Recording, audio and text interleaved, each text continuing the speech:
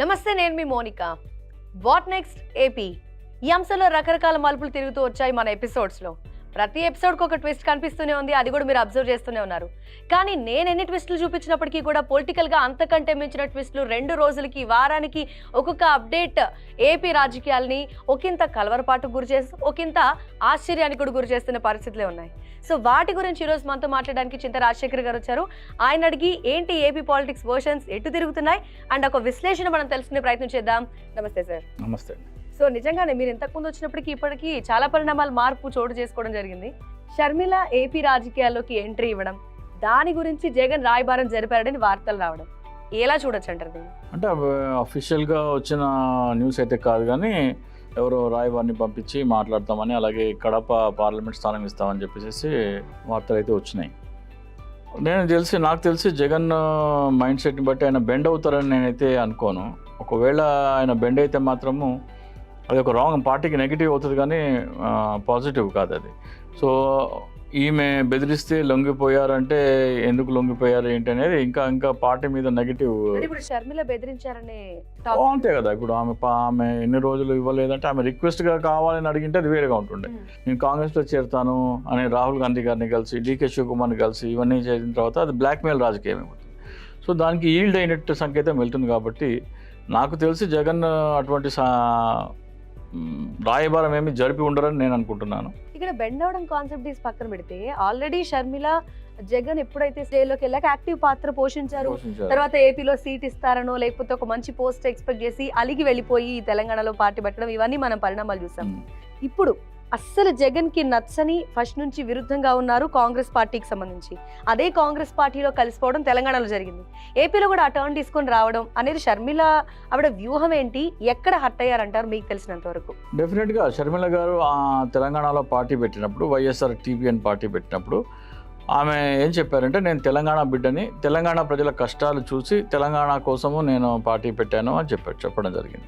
ఆంధ్రప్రదేశ్ రాజకీయాలు అంటే, ఆంధ్రప్రదేశ్ నేను ఉండే రాష్ట్రం కాదు కదమ్మా, నాకెందుకు ఆంధ్రప్రదేశ్ రాజకీయాలు అని అన్నారు. సో ఈ రోజున మళ్ళీ ఆంధ్రప్రదేశ్ రాజకీయాల్లో అడుగు పెడితే ఆ స్టేట్మెంట్ ఈ స్టేట్మెంట్ పక్కన పెట్టి జనాలు ఎందుకు ఈ తేడా వచ్చిందని అడుగుతారు. నంబర్ 1.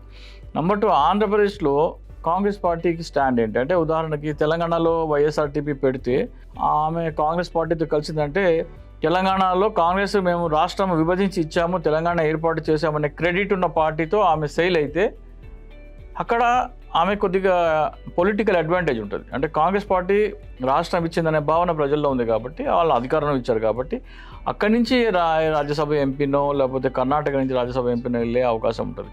కానీ ఆంధ్రప్రదేశ్కి వచ్చేటప్పటికల్లా టోటల్ సీన్ రివర్స్ అయిపోతుంది. రాష్ట్రాన్ని విభజించిన ఇది అనేది కోపం ఇప్పుడు మీది కాంగ్రెస్ మీద ఉంది.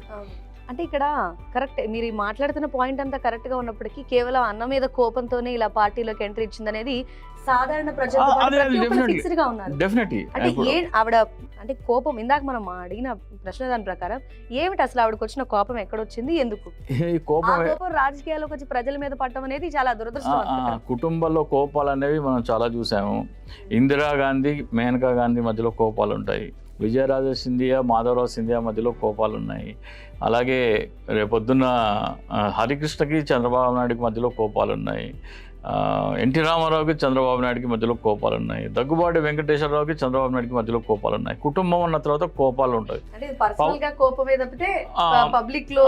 అవి ఎందుకు కారణాలు అనేది లోపల వేరుగా ఉంటాయి. వాళ్ళకి ఆస్తుల విషయమై ఉండొచ్చు, లేకపోతే గౌరవ మర్యాదల విషయమై ఉండొచ్చు, లేకపోతే అంత కష్టపడ్డ తర్వాత రాజకీయాల్లో నాకు అవకాశం ఇవ్వలేదన్నవచ్చు, రకరకాల అయిండొచ్చు.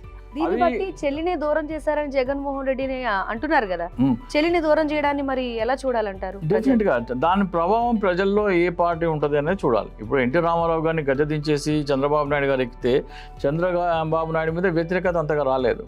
అలాగే హరికృష్ణ గారికి రాజకీయంగా అవకాశాలు కల్పించకపోయినా కానీ, లేకపోతే దగ్గుబాటి వెంకటేశ్వరరావు కల్పించకపోయినా కానీ చంద్రబాబు నాయుడు స్టేచర్ ముందర వాళ్ళు నిలబడలేకపోయారు. అట్లాగే జగన్ స్టేచర్ ముందర షర్మిల గారు నిలబడతారనే ఆ స్థాయి అయితే ఆమెకుందని మనకైతే కనబడట్లేదు.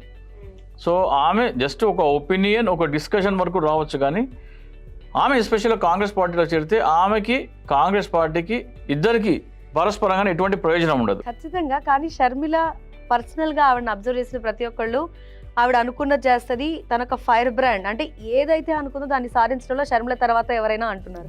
అంటే ఇప్పుడు ఈ పర్సనల్గా ఆవిడ పాయింట్లో మనం గమనించినా, రాజకీయాల వైపు గమనించినా, ఏపీలో ఆవిడ వచ్చిన తర్వాత ఏ మార్పు ఎక్స్పెక్ట్ చేస్తున్నారు? అంటే ప్రభుత్వంలో ఉన్న ఎవరైతే సపోర్ట్గా ఉన్నారో ఓట్లు చేల్చడానికి వచ్చినట్ల, ఆల్రెడీ మనకి 25th లోకేష్కి గిఫ్ట్ పంపారు, December 25th Christmas and new year శుభాకాంక్షలు తెలుపుతున్నట్టు ఆయన పబ్లిక్ పోస్ట్ చేయడం, వీళ్ళిద్దరి మధ్య మంతనాలా, అంటే ఏ పాయింట్ అని అనుకోవచ్చు? ఇక్కడ క్లియర్గా అదంత పెద్ద బ్లండర్ ఇంకోటి లేదు. షర్మిల గిఫ్ట్ పంపడం అనేది, ఒకవేళ పంపింటే దాన్ని పబ్లిక్గా చెప్పడం అనేది ఇట్ ఈస్ అంతకంటే పెద్ద బ్లండర్ అయితే ఇంకోటి లేదు. ఎందుకంటే లేదు, పంపారు. అంత బ్లండర్ అంటే అంతకంటే ఘోరమైన తప్పిదం ఇంకోటి లేదు. అంటే నేను చంద్రబాబు నాయుడుతో అలైన్ అవుతున్నా, నేను టీడీపీతో అలైన్ అవుతున్నా అని చెప్తున్నారు. టీడీపీతో అలైన్ అవుతున్నా అని చెప్పి కాంగ్రెస్ పార్టీలో చేరుతా అంటున్నారు. కాంగ్రెస్ పార్టీ చేరితే కాంగ్రెస్ టీడీపీ ఒకటే అని ఇప్పుడు డీకే శివకుమార్ వెళ్ళి చంద్రబాబు నాయుడు కలిశారు, డీకే శివకుమార్తో షర్మిల కూడా కలిశారు. సో షర్మిల గారు కాంగ్రెస్ పార్టీ తరఫున టీడీపీకి సపోర్ట్ చేయబోతుంది అని చెప్పారు. సో దానివల్ల జరిగే ప్రభావం ఏ స్థాయిలో ఉంటుందని చెప్పాలి.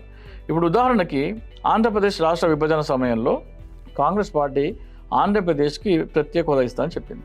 కానీ తెలంగాణ నుంచి ఎంపీలు ఉన్నారు, కానీ ఆంధ్రప్రదేశ్ నుంచి ఎంపీలు లేకపోవడం వల్ల కేవీపీ రామచంద్రరావు గారు రాజ్యసభ సభ్యుడిగా ఉన్నంత వరకు ఆయన ప్రత్యేక హోదా కావాలని ఏదో మాట్లాడేవారు. 2014 నుంచి 2020 వరకు ఉన్నారు ఆయన.